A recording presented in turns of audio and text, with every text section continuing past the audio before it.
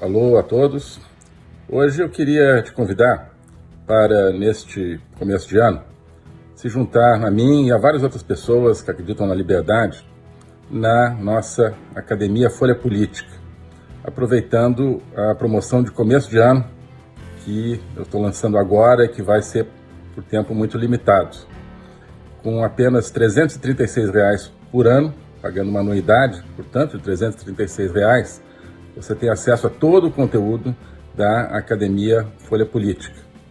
Há várias aulas, vídeos, análises e especialmente ao Curso de Logopolítica, que é o curso que eu dou todas as quartas-feiras na Academia. O curso é um curso que visa a entender a nossa vida, os desafios da nossa vida através da política, mas com os olhos voltados para cima, com os olhos voltados para o ideal. Entender como é a horrível estrutura de poder que hoje domina o Brasil, cada vez mais domina o mundo, mas entender que não precisa ser assim, que não vai ser sempre assim, se nós conseguirmos olhar para cima e entender como o Brasil poderia ser, como o mundo poderia ser. Para isso é preciso estudar filosofia, história, entender como é que o mundo e o Brasil chegaram ao ponto em que chegaram, mas também para a gente poder recuperar o caminho perdido. O Brasil se perdeu aí à beira da estrada, mas o ideal do Brasil a gente pode recuperá-lo e a partir daí recuperar o Brasil real também. Então essa é a proposta no curso de Logopolítica, na Academia Folha Política. É uma aventura intelectual, uma aventura de conhecimento, uma aventura de construção conjunta, a qual, portanto, eu convido você a se incorporar aproveitando essa promoção, especialmente por poucos dias, agora para começar o ano. R$ 336 a anuidade, você entra para esse projeto, tá bom? Então, se quiser conhecê-lo, se quiser conhecer essa aventura, eu sugiro então que clique aqui nos links para passar a fazer parte da Academia Folha Política. Um abraço. Ernesto Araujo, Minister of Foreign Affairs of Brazil. Brazil is in a very important BRICS country. You're also a giant in your part of the world. And I think your relationship with the US is, of course, important, but also your relationship with China. I think you said, Minister, recently that it's important of a greater mutual understanding between Brazil and the U.S. Over to you. That's right. Thank you, Berger. Yes, any change in the United States is immensely important for us, immensely important for the whole world. Basically, what I think is that we need the United States to remain the superpower of freedom. We need the United States to keep playing that role that they have been playing for 100 years or more around the world. Right? So if the new administration wants to focus so much on climate change, we think that's great. Brazil is also focusing on climate change. But what we think is the core and should be the core, and we want to be the core of our relationship, is the fundamental concept of freedom and liberty. So that's where we want to build our partnership with the United States on. And for that, you need, of course, mutual understanding in the sense of also Brazil being perceived as what we are, what Brazil stands for today, which is democracy, an open economy. We come from decades where Brazil had a semi-state-run economy with lots of corruption, and we are trying to overcome that, and we need key partners, not only the United States, but the U.S. is a key partner, but also the countries of my friends here represented, Canada, Spain, the European Union. We need those key partners to rebuild Brazil as a modern economy and really as a force for democracy in the region and in the world. So with the United States in particular, it's a key relationship to promote democracy in the hemisphere, in the Western hemisphere. Tremendous challenges are there for democracy, against democracy now, especially the connection between organized crime and certain political currents in the region. We have to face that head on with the United States and all other partners that have been standing for democracy in the region. And around the world, we also see challenges to democracy.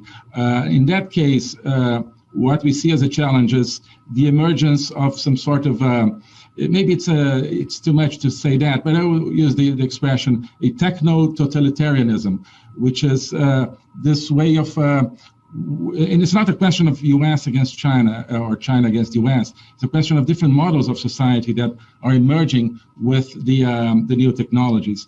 And new technologies can be great for democracy, but they can also provide the means for total control societies, and we don't want those.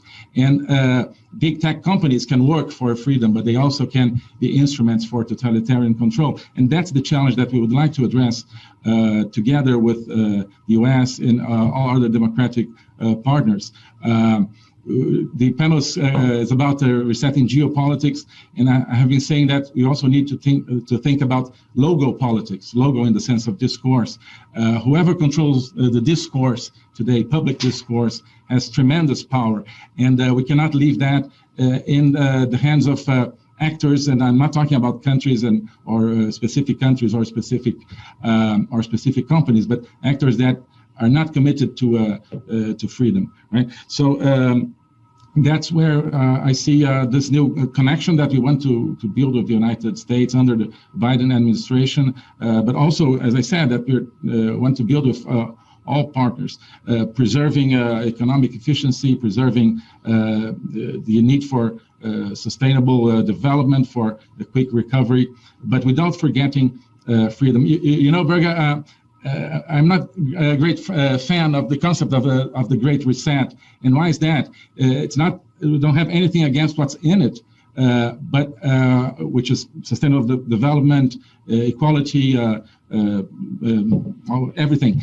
But the question of what's not there, and that's basically the concept of freedom and democracy. So that's the key frame, I think, where we see the role today. We want economic efficiency, sustainable development inside a framework of freedom and democracy, and we have to work worldwide for that goal. No, thank you so much, Minister, for also underlining this with freedom and liberty. One of the things that President Biden said in the election campaign was that he wanted, as president, to initiate a meeting in D.C. and an alliance of democracies. Are you supportive of such an approach? And would Brazil also then join, I guess? And how do you see this dilemma then between such an alliance and also, for example, your cooperation with the BRICS, where you play a major role? Yes, we are, in principle, we're in favor of the idea of an alliance of democracies. It seems that it's a project that has everything to do with what Brazil stands for today, as I said, and what we would like to achieve. It's I think it should not be seen as something against specific actors, but for democracy. So an alliance of democracies for the democracy. And in a way, we have been already working in things that I think have to do with that sort of alliance. For example, in the WTO, Brazil stands strongly for a process of reform of the WTO that brings the WTO back to its original calling of or working with the principles of the market economy, for example. Sometimes today you see in the world, if you play by the rules and if you open your economy like Brazil is opening, you're punished. And if you keep subsidies and if you don't sometimes play by the rules, you are rewarded. And we should avoid that and change that. We need an international system that rewards democracy, right? Not that it punishes anyone, but that rewards democracy, rewards countries that open up and that want to have freedom, fundamental freedoms, freedom of speech, everything, and also economic freedom as well. So the idea of an alliance of democracies, I think it's great, conceived not as an alliance against something, but an alliance for something, for this deeper concept of democracy. And as I told you, Brazil is coming from a situation where we were getting more and more away from the democratic world in previous administrations in Brazil, away from market economy. And there's strong, not only political, but popular and social sentiment that Brazil must become a force for freedom, for liberty, for market economies as well. So we see ourselves as a player in that sort of alliance. Oi, pessoal. Eu vou comentar os principais temas em andamento no Brasil e no mundo e responder as perguntas, comentários de vocês este sábado no meu canal YouTube, às 20 horas, ao vivo. Então, inscreva-se pelo link aqui na bio ou na descrição e conto com você lá. Tá? Não esqueça de ativar as notificações. Até lá.